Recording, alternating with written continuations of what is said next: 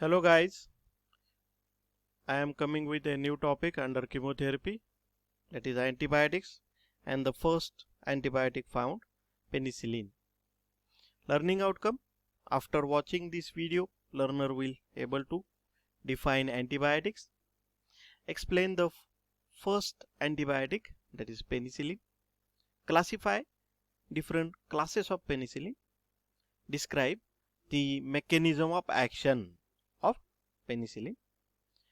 Also explain the mechanism of bacterial resistance towards penicillin and summarize the antimicrobial spectrum, pharmacokinetic profile, adverse effect and therapeutic uses of penicillin. The word antibiotic means against the life, and this antibiotic, it is defined as these are the chemical compound produced by the living organisms, means these compounds are produced by the living microorganisms like bacteria, fungi and actinomycetes, which at high dilution are capable of inhibiting or killing the other microorganisms. So they are called as antibiotics. So these compounds which are obtained from the microorganism and which are used to kill other microorganism at high dilution. So these are antibiotics. Now before the discovery of this antibiotic, a normal infection also leads to death of the human being. So before 1920s, many people died from a minor bacterial infection like strep throat infection also leads to death. But after the antibiotic become available in 1940, the life expectancy is increased, surgeries got better, and the people can survive with the deadly infections also. So these are the most advantages of the antibiotics. So that's why these drugs are very much important. Now penicillin, it is extracted from Emod Penicillium notatum.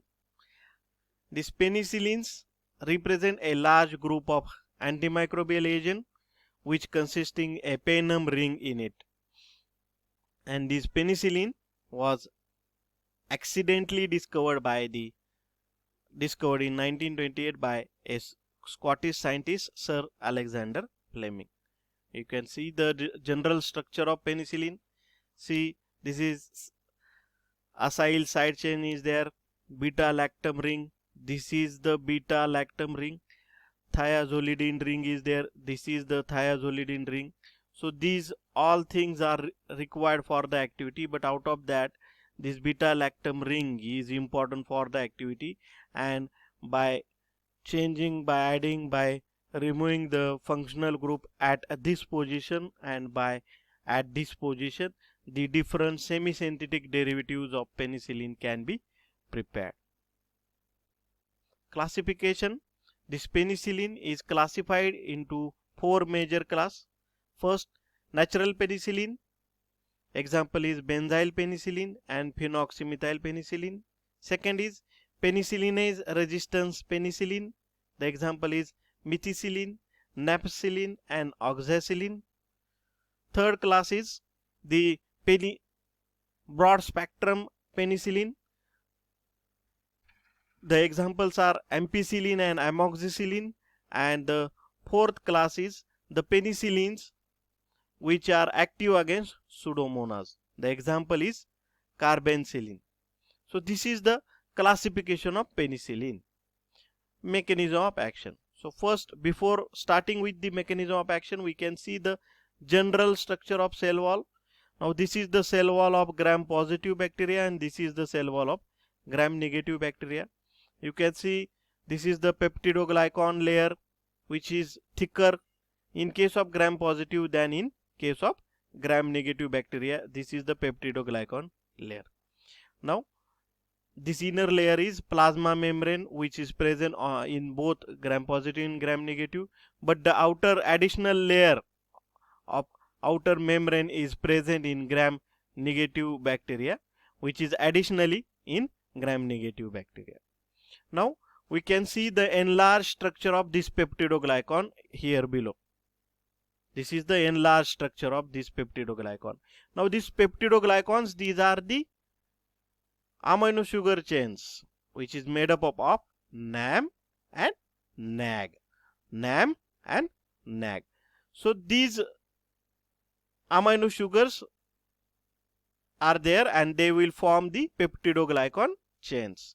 And these peptidoglycan chains, they are binding, they are cross-linking with each other. They are cross-linking with each other, and this cross-linking is done by the alanine and glutamic acid. Now this alanine and glutamic acid is required for this cross-linking. Again, the enzyme transpeptidase. Now you can see this is the transpeptidase, and this transpeptidase enzyme is required for the cross-linking in between these chain. You can see how this cross-linking will be done in presence of alanine and glutamic acid, and the transpeptidase enzyme is required for this cross-linking. And this cross-linking make the bacterial cell wall strong. It will give the strength to the bacterial cell wall.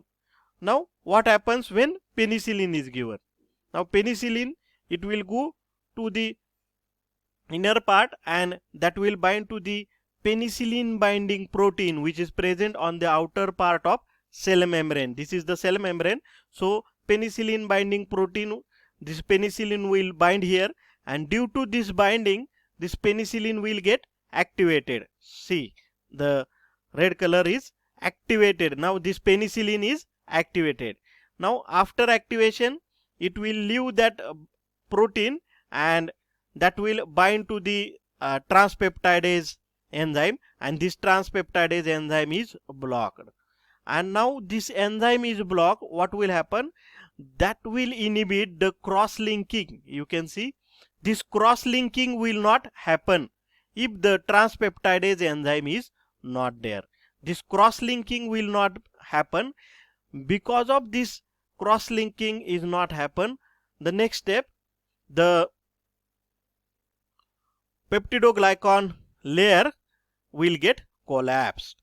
Peptidoglycan layer will get collapsed, and this reaction leads to massive changes, and that will collapse overall the peptidoglycan chain, and this reaction ends in the damage to the cell wall. And this damage to the cell wall leads to death of the bacteria. And this effect is called as bactericidal effect. So this is the mechanism of action of penicillin. Now its resistance. So there are three major mechanisms to develop bacterial resistance to the penicillin. So out of that, first, bacteria develop a beta-lactamase, or it is also called as penicillinase enzyme. Now this enzyme, what that enzyme will do? That will break down this beta-lactam ring. You can see here the beta-lactam ring is broken by this penicillinase.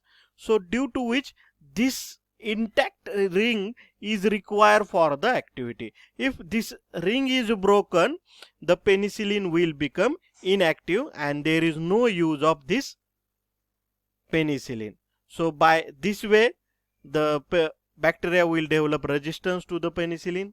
The another mechanism is that some bacteria develop mutation and changes in the structure of penicillin binding protein, so that the penicillin cannot bind to that penicillin binding protein. If the penicillin binding protein is not there, the penicillin will not get activated and that will not show the activity. And the third, which will happen only in case of gram negative bacteria, not with the gram positive. Now these gram negative bacteria, as you see that the outer above the peptidoglycan layer, there is one more layer, and in between that layer there is a presence of this sporin. Now this sporin is closed by the gram negative bacteria, and this will prevent the penicillin entry into the cell. And if the penicillin is not entered, and if it is not bind to PBP, it will not show the activity. So by this way the bacteria will develop resistance towards penicillin. Now the antibacterial spectrum, it is a narrow spectrum antibiotic, mainly active against gram positive bacteria such as streptococci, staphylococci, bacillus anthracis, Corynebacterium diphtheria. These are the gram positive bacteria. Active against very few gram negative bacteria such as gonococci, pneumococci and Escherichia coli. It is also active against all Clostridia species and Listeria species. So this is the antimicrobial spectrum of penicillin. Pharmacokinetic parameter, as this penicillin, most of the penicillin, they are inactivated by the GI tract, so that may leads to inadequate and irregular absorption. So that's why they are preferred by IM route. But the amoxicillin and ampicillin, that can be absorbed well by oral route, so they can given by oral route. Widely distributed in body and can cross placental barrier. Penicillin is eliminated mostly by kidney. Also the small amount can be eliminated through bile, milk and saliva. And because of elimination of penicillin through saliva, or most of the antibiotics, they are eliminated through saliva. So that's why when a patient is on penicillin treatment or antibiotic treatment, the taste of their mouth is changed and that will become metallic, and this is the reason for that.